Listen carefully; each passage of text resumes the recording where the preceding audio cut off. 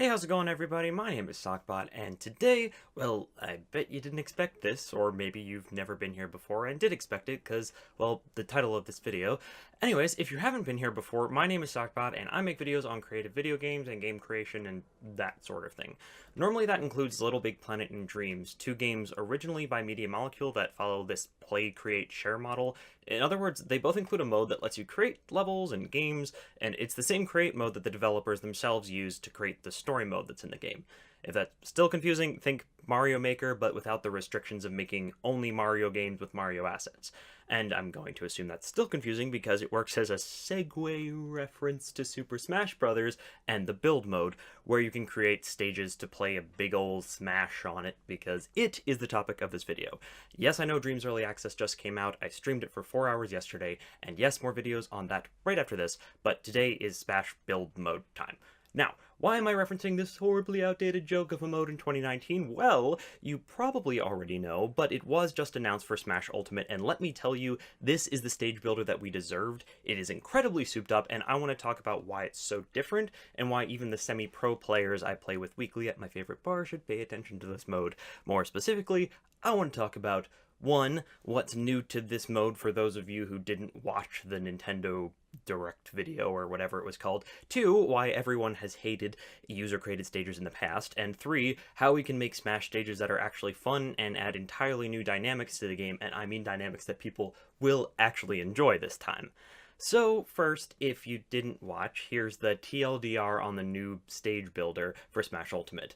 If you are waiting for me to talk about Joker, I'm sorry, but this is not the video for that, so let's get started. The new stage builder builds upon the previous stage builder, and by builds upon, I mean it transforms it into a huge, fully fledged stage creator. Not only are there many more obstacles and terrain and backgrounds, given that it is Smash Ultimate, and not only can you still draw any terrain shape that you want using the Switch in handheld mode, but, and this is the important thing, and in anticipation I'm going to make you wait for, but also, in addition, and finally, the new stage builder, and I can't stress how revolutionary this is, the new stage builder in Super Smash Bros. Ultimate, the sequel to Smash Bros. 4 on the Wii U and 3DS.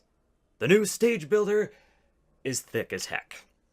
It has layers. The stage builder has layers. Okay, simple, but I hope that builds up. It bothered you enough to stick around for why this seemingly minor change is very important. Now, if you remember the previous stage builder in Smash, well, they've always been written off as kind of a gimmick. They lacked a lot of the uniqueness that made the official stages so special, and they left a lot of people feeling initially intrigued, but then very quickly bored.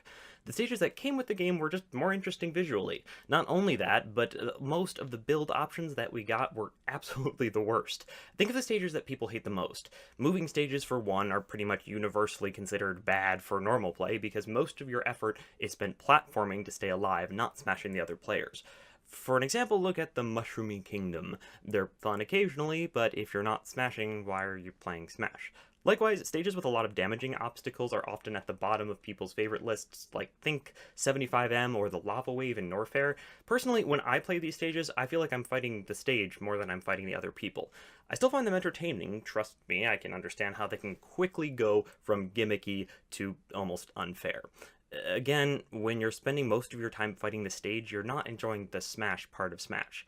Circling back, this was a huge reason why the user-created stages largely sucked. The tools we got were riddled with these unfair parts. I'm sure everyone remembers how many levels used the spikes and how frustrating those can be, and here we are, once again, fighting the stage, not the players. But, like I promised, a lot has changed with the new stage builder that I'm very excited about. First, adding new layers allows players to create backgrounds from scratch. Sure, the sky in the distance is still going to mimic another stage that you've played, but you can easily create any level on the complexity of Temple or Onett in front of that, hiding most of the familiar background with custom elements.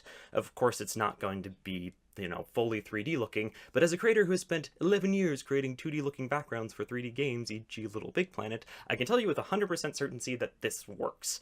Trust me? Well, if you don't, look at Yoshi's Crafter's World.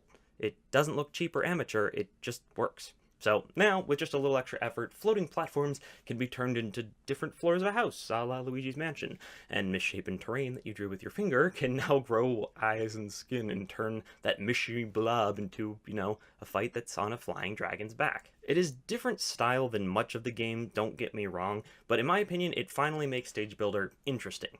or at least worth trying. It does not, however, make our individual levels fun to play, so I'm going to tell you how to do that. Again, this is all my opinion, but I want to call it an educated opinion if that helps me. Like I said, I've been making these 2D layered levels for quite a while now. I even made a few versus level in Littlebigplanet that I'll show briefly because I did learn a heck of a lot from them. The first one I made was years ago. I think it was like 2010 or something. It was super simple, but I added some dangers to make it more interesting. Why am I still talking about this? Well, it leads into a point that I wanted to make. From playtesting my level with friends, I figured out that the biggest issue most players had was that players hate fighting the stage. Like I talked about before, a good versus level pits you against the other players, not the game itself, so in editing my level, I gave them the option to trigger the dangers in that level. That way, when someone is knocked out, it's almost always by another player using the stage to their advantage, not the stage itself attacking an unsuspecting player. Do the same in Smash. Add powerful obstacles that can really influence the match, but A, do so in a way that doesn't make the player feel like they're fighting the stage, and B, don't punish players just for falling off slightly in the stage and landing in spikes. Instead, just put spikes in the right position so that characters can throw each other into them. You want to reward them for their precision when they complete a successful throw that lands that additional damage. But the level that I've been showing, well, it was kind of trash, so here's a better one.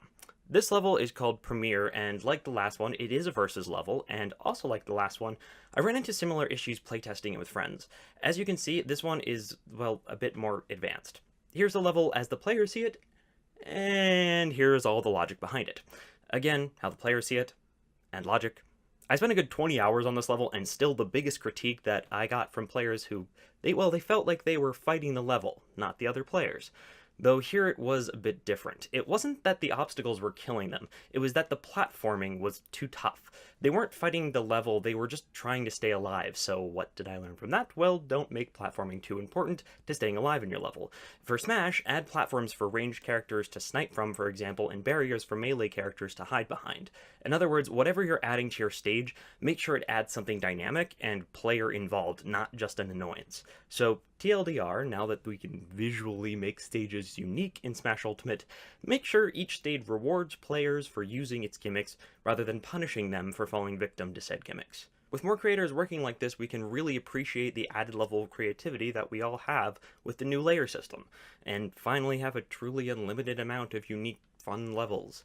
Oh, and for all of you that only play Battlefield and Final Destination versions of stages, well, I probably can't convince you, so take this question instead.